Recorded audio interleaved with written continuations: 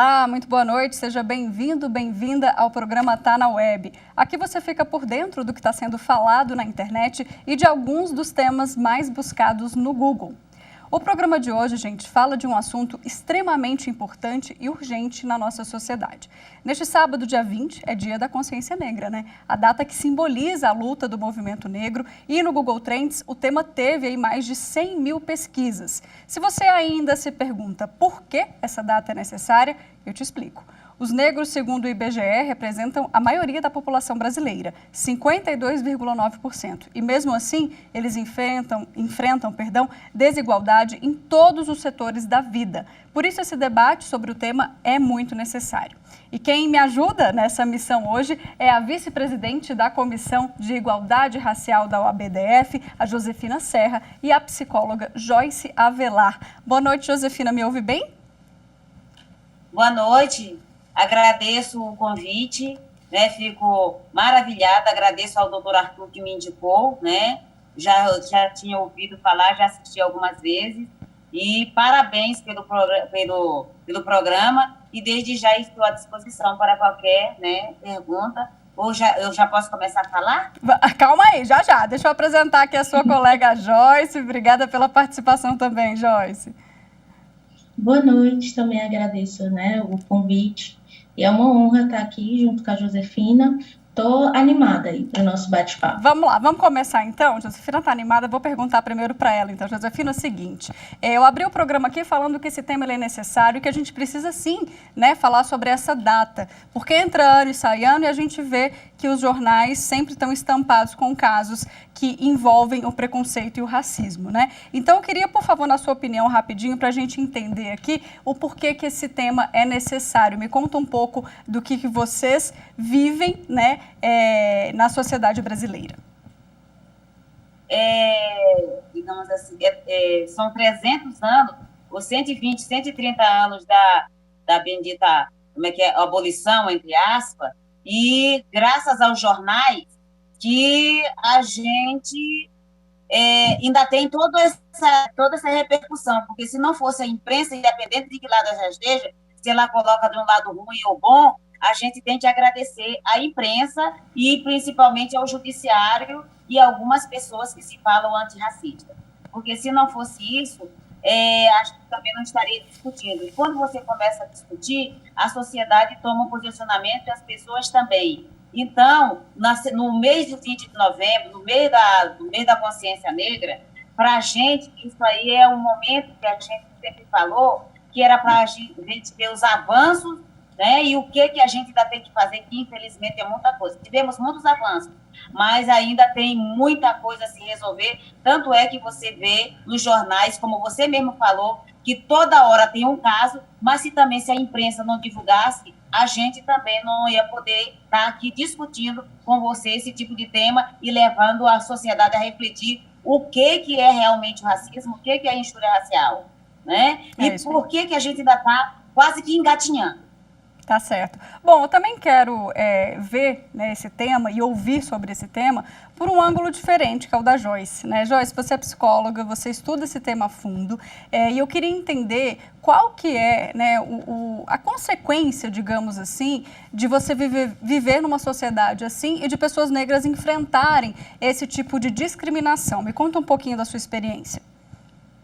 Bom, queria pegar um pouco o gancho também, né, da questão que foi feita a Josefina, e emendo com essa questão que você trouxe agora. Acho que é muito importante, né, a gente pensar nos movimentos sociais, no movimento negro, como esse movimento que cria tensão, que faz barulho, né, diante desses casos de violência contra pessoas negras. E aí essa violência mais direta, mais explícita, essa que aparece no jornal, mas acho que a gente precisa pensar também, né, nessa violência que é cotidiana, que está ali no dia a dia, e ela está se repetindo constantemente, né? Então, pessoas negras passam por racismo nas suas vivências cotidianas de maneira sistemática, né? No sentido que se repetem muito. E aí acho que a gente pode pensar, né, nesse racismo cotidiano com exemplos simples, assim, né? A pessoa que entra numa determinada loja e tem um sinal de alerta, né? Aquela pessoa, aquele corpo negro é visto como um corpo perigoso, né? O corpo negro na nossa sociedade, ele vai sempre sendo colocado nesse lugar da inferioridade. Então, o corpo negro é o corpo que é feio, é o corpo relacionado à pobreza, é o corpo relacionado a uma certa subalternidade social, né? Então, há uma inferiorização sistemática, né? Das pessoas negras, das identidades negras. E aí, acho que a gente precisa pensar, né, nos impactos disso, na subjetividade das pessoas negras, quais são os efeitos psicológicos disso, né?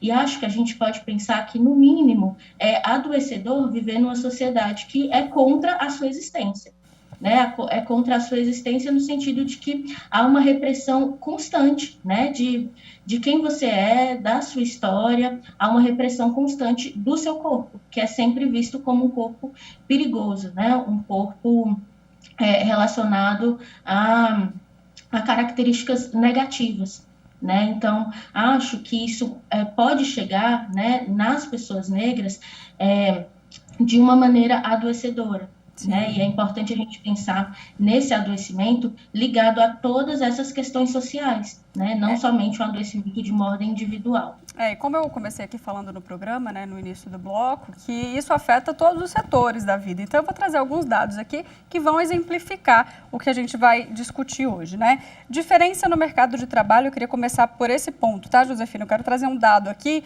sobre pessoas negras que recebem um salário menor que pessoas brancas na mesma posição. Então, só para vocês terem uma ideia, o salário varia aí de 73,9% a menos para os negros, né? E esses dados são do IBGE. Então, quando a gente fala de desigualdade, ela é uma desigualdade em todos os setores, né, Josefina? A gente tem por esse dado aqui, que é um absurdo, né? Pessoas com o mesmo nível de escolaridade, ocupando o mesmo cargo e ganhando até 73,9% a menos, né? Queria que você comentasse um pouquinho sobre essa questão do mercado de trabalho e da dificuldade. Eu dou o exemplo, e por isso que durante muitos longos anos, o movimento negro social, principalmente o MNU, e foi defendido muito pelo Abdias de Nascimento e a Lélia Gonzalez, sobre a questão das as cotas raciais. E mesmo assim, era para tentar uma igualdade, e isso está ligado até à igualdade em todos os ramos, principalmente na luta contra o racismo estrutural, porque isso está ligado ao racismo estrutural e institucional.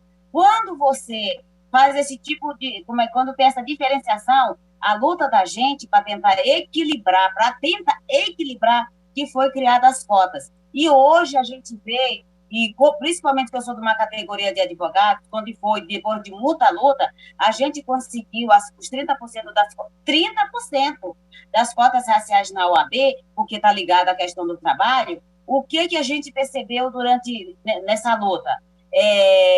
Que muitos estados, principalmente os estados do Sul, foram terminantemente contrários, e no DF, que eu sou aqui do DF, que apareceram? Algumas chapas colocaram pessoas brancas se dizendo de pardo, de negros, para não deixar que as pessoas negras assumissem lugar de direção nessas instituições. Porque quando a OAB, né, quando nós do Movimento Negro, quando a gente pensa que a gente está avançando, tem essas pessoas e foram várias pessoas, tem essas pessoas que confirmaram e declararam publicamente que elas são contra as cotas, ou seja, não querem igualdade, não querem nem que a gente esteja junto no mesmo patamar. Então, a luta ainda é muito grande, e aí eu concordo com a Joyce. Como é que isso há 300 anos vem nos adoecendo? A Joyce, que é psicóloga, então ela sabe que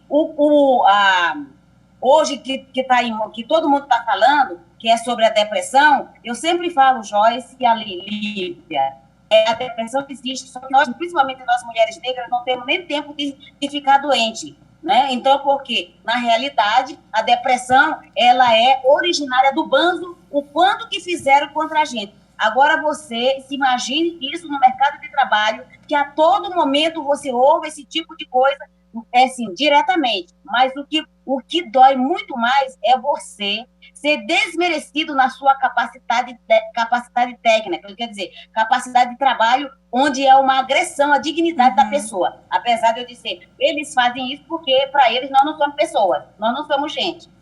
Tá, Josefina, o seu vídeo travou um pouquinho, mas a gente entendeu aqui o recado. E, Joyce, eu vou aproveitar que a gente está falando aqui de cotas e falar um pouquinho sobre educação também, porque a gente tem, né, dados sobre educação, e negros e pardos no Brasil, eles apresentam um analfabetismo quase 3 vezes maior do que os brancos, né? E a taxa também de conclusão de ensino médio da população, que é aí que eu quero conversar com você, Joyce, você que é uma jovem que com certeza se formou e teve colegas também que tiveram a mesma dificuldade. Aqui a gente tem a taxa de conclusão do ensino médio da população negra ou parda de 61,8% contra 76,8% da população branca. Então, eu queria saber um pouquinho, Joyce, do seu desafio. Como é que foi para você entrar na faculdade? Me conta um pouquinho sobre essa questão do quão é importante também a gente ter o sistema de cotas não só para o mercado de trabalho e principalmente para a educação.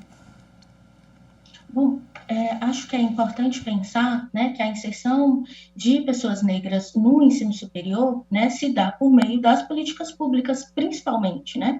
Por isso que eu acho que é essencial a defesa que a Josefina faz sobre as cotas, por exemplo, né? Então, eu entro, né, no ensino superior por meio das políticas públicas, né, sendo uma aluna ProUni numa universidade particular. E quando você entra, né, nas instituições, essas instituições que são historicamente, né, feitas para pessoas brancas, a gente está falando de um racismo que é institucional.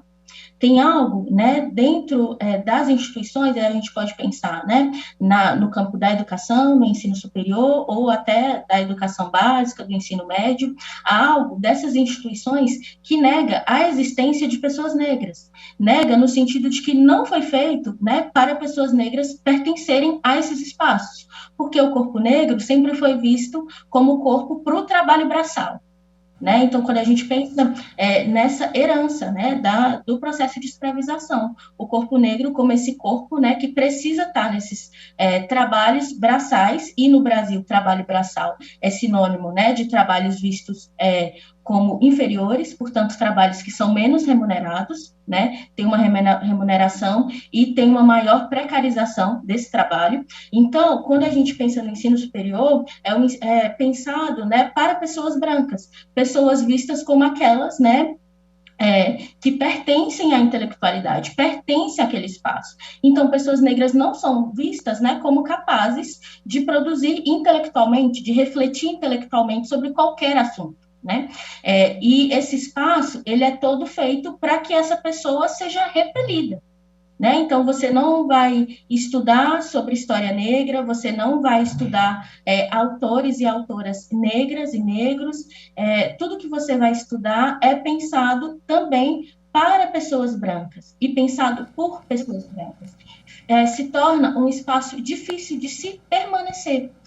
E, para além disso, né, acho que quando a gente pensa no ensino superior, a gente precisa pensar no território, né, e no ensino de maneira geral, onde é que essas escolas estão situadas, essas escolas, né, dialogam com esse território, essas escolas refletem, né, sobre a realidade brasileira, sobre a realidade do racismo, sobre a realidade de pessoas negras, ou essa escola, ou esse ensino superior ignora esses fatores.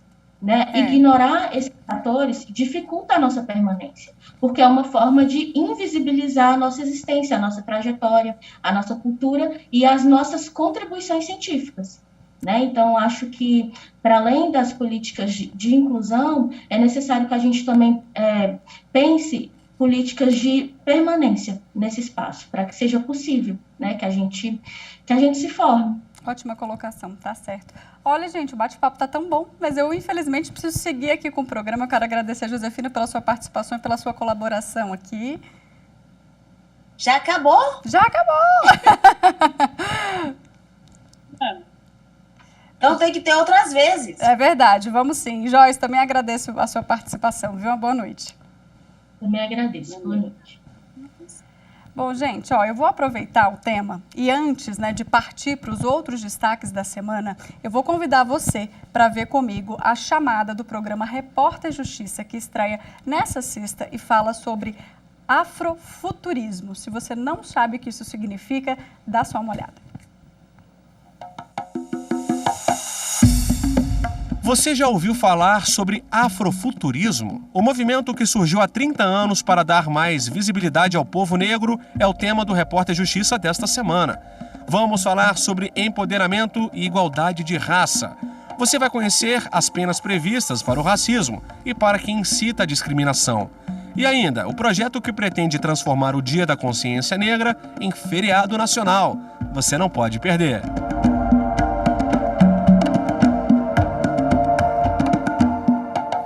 É isso aí. Agora, então, a gente volta aqui para as telas para saber o que mais tem sido pesquisado nessa semana na internet. Vamos lá? Com mais de 500 mil buscas, a gente tem Auxílio Brasil, né? Tá no Trends aí, porque o benefício começou a ser pago para cerca de 14,5 milhões de famílias. As datas seguem o mesmo modelo do Bolsa Família, pagamento feito pela Caixa Econômica, e o valor médio neste mês é de R$ 217. Então, ó, quem já recebia o Bolsa Família não precisa ir ao Centro de Assistência Social, né, o CRAS, para fazer esse cadastro, tá? Outro assunto que dominou as redes foi o touro de Wall Street, que está lá em São Paulo. Não sei se vocês viram, isso aí, um touro dourado em frente à Bolsa de Valores. A escultura foi colocada com a intenção, gente, de homenagear a força e a coragem do brasileiro, que ajuda aí o mercado e o desenvolvimento do país. E essa foi a explicação da Bolsa, né? Mas teve protesto ontem e o touro amanheceu aí com cartazes com as palavras de fome, né, coladas lá na escultura. Os manifestantes divulgaram uma nota dizendo que essa escultura representa a fome e a miséria e que o ato é um lembrete da luta por uma vida mais digna. E para a gente fechar os destaques, temos vacina já. Notícia boa, o Ministério da Saúde divulgou novas orientações sobre a dose de reforço que vai ser aplicada em todos os adultos, né? O intervalo entre a segunda dose, né, vai mudar um pouquinho, né, entre a segunda e a terceira dose, agora é de 5 meses. Preferencialmente, a dose de reforço vai ser da Pfizer, e aí se não tiver a Pfizer na sua cidade, podem ser aplicadas então a Janssen ou a AstraZeneca. A gente vai agora para um rápido intervalo, bem rapidinho, te espero no próximo bloco para a gente falar de fake news.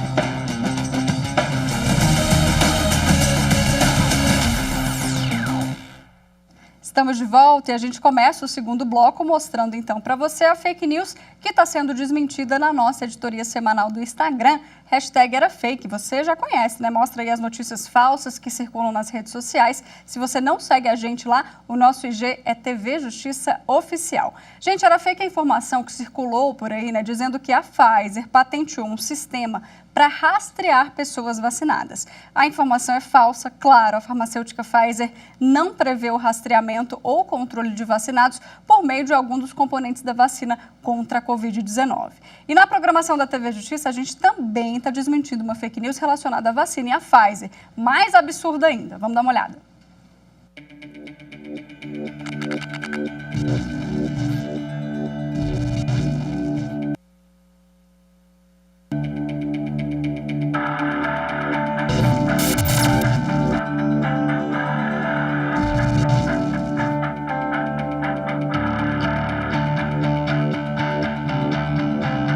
Em relação à testagem de vacinas em crianças, isso aí seria absolutamente inaceitável para qualquer agência de vigilância sanitária do mundo, seja brasileira, a Anvisa, ou seja a FDA americana ou qualquer uma outra. As vacinas devem ser testadas através de um processo e um protocolo muito rigoroso e que jamais aceitariam crianças ou imunossuprimidos ou algum tipo de deficiência nesse tipo de ensaio. Seria absolutamente antiético. Então, essas notícias que vêm sendo divulgadas atualmente são completamente fake news, não tem absolutamente nenhum fundamento de verdade.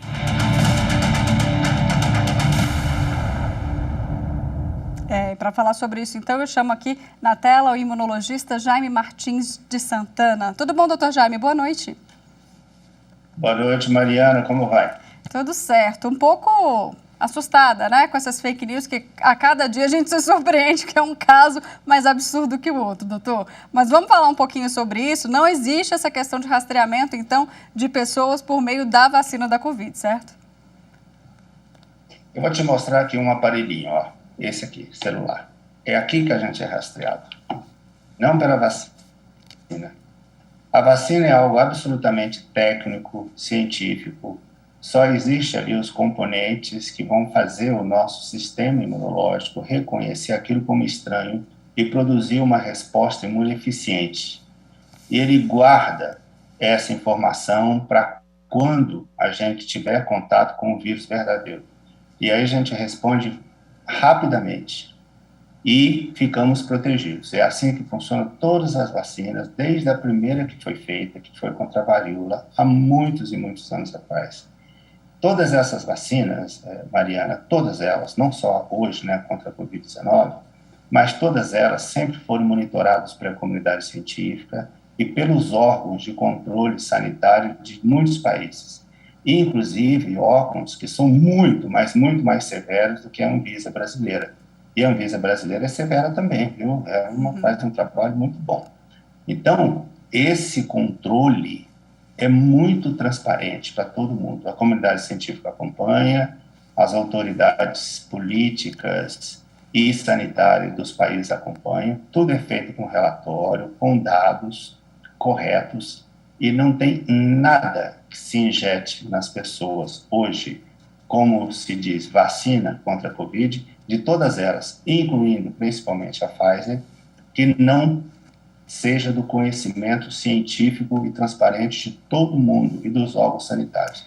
Então, não há nenhuma possibilidade de rastreamento qualquer, não tem como. E contra dados, né, não tem como, a gente não tem como argumentar. E a gente está vivendo isso no Brasil. A taxa de mortes caiu, graças a Deus, né, bastante depois que boa parte da população foi vacinada. E a gente vem aí com uma boa notícia que a gente até falou no bloco anterior, que é a dose de reforço, né? Mariana, nós, imunologistas, né, e parasitologistas aqui do Brasil, do mundo inteiro, tínhamos certeza absoluta que o melhor remédio para a Covid era a vacina, seguido também, evidentemente, do controle social, ou seja, o uso de máscaras, não aglomeração, né, ambientes ventilados, tudo isso é importante, mas a vacina é o que há de mais importante. Então, tudo que acontece no mundo, você vê que quando a vacinação começou a aumentar, o número de casos de Covid diminuiu e principalmente o de mortes, não só no Brasil, como no mundo todo. Há países que não querem se vacinar, que estão com vacinação baixa. Você vê, por exemplo, que alguns países decretaram lockdown esses dias. Então, a gente tem, por exemplo, Nova Zelândia, que botou 1/3 da população dentro de casa. Então, nós temos outros países, como a Áustria, que decretou lockdown. Então, isso é uma coisa muito importante. Por quê? Porque nesses países a vacinação foi baixa. Uhum. No Brasil, a gente não deveria ter tido o tanto de mortes que tivemos, o tanto de sofrimento que tivemos, se o governo brasileiro tivesse comprado a vacina na hora certa e vacinado a população. Porque o sistema de vacinação brasileiro, ele vem de longa data. Ele é cultura da ciência brasileira. É cultura dos sanitaristas brasileiros, que são dos melhores do mundo. Se a gente tivesse comprado a vacina um mês e meio antes, nós não teríamos esse tanto de morte. Agora, então, doutor, o Brasil teria sido exemplo para o mundo todo. E, doutor Jaime, em relação ao que muita gente está temendo, né, até com esse exemplo que o senhor deu a respeito do lockdown em outros países, a gente pode olhar para alguma terceira onda no ano que vem ou não? Com essa vacinação aí, a terceira dose, a dose de reforço, a gente pode ficar mais tranquilo em relação a isso? Qual a sua opinião? Pode ficar mais tranquilo, mas mesmo assim a gente corre perigo, viu, Mariana? Corre perigo porque a gente vai ter aí, por exemplo, 25% da população não vacinada com a segunda dose, mais contando cair os 10% dos vacinados que não respondem à vacina, e aí a aglomeração, o carnaval é um perigo enorme, né, porque as pessoas vão se aglomerar muito e o vírus vai circular muito. A gente pode, sim, ter uma terceira onda grave. E outra coisa, muito importante que a população precisa saber. Quanto mais a população fica exposta, mais o vírus circula. Isso não quer dizer que eu, que estou vacinado com as 2 doses, toda a minha família, e a sua família também, Mariana, e a família de todos que estão nos ouvindo, que o vírus não circule entre a gente. Ele circula, ele nos infecta, não causa doença, mas a gente pode transmiti-lo para outras pessoas. E aí novas variáveis podem aparecer. E novas variáveis podem significar um maior perigo para todo mundo, porque essas variáveis podem fugir ao nosso sistema de vacinação, não completamente, mas pelo menos parcialmente, e voltar a ter muitos casos de Covid-19 e até um aumento significativo de óbitos. Por isso é que é importante o controle social nesse momento. Eu tenho certeza, assim como os meus colegas imunologistas, parasitologistas no mundo todo, que a gente vive conversando todo dia, que a Covid-19 vai ser controlada. Ela vai ser controlada, mas é preciso a colaboração da sociedade. Primeiro, vacinamos. Não tenham medo da vacina. A vacina é aquela vacina da gripe, é aquela vacina da gotinha, é aquela vacina que a gente toma quando as criancinhas nascem. Isso que estão falando, Mariana, que a vacina faz mal para as crianças e não sei o quê, isso tudo é fake news. Todos os estudos mostram recentemente que as crianças também estão protegidas quando vacinadas e não correm perigo algum. A sua conexão está falhando um pouquinho, doutor Jaime. O senhor me ouve ainda? Eu estou ouvindo bem você. Tá certo. Bom, doutor, é o seguinte, eu entendi aí o seu recado final. O recado final é que a gente precisa se vacinar. Vem Natal, Ano Novo, Carnaval, então não dá para bobear também nos cuidados, né? Então eu queria muito agradecer aqui a sua participação. A gente deixa esse recado final, então, para os nossos telespectadores, viu? Obrigado e boa noite. Boa noite, muito obrigado, estou à disposição. É isso então, gente. Vou ficando por aqui, tá? Não deixe de acompanhar também nossas redes sociais. A gente está no Instagram, no Twitter e no YouTube. Eu volto semana que vem com mais assuntos, então, da web para você. Até lá.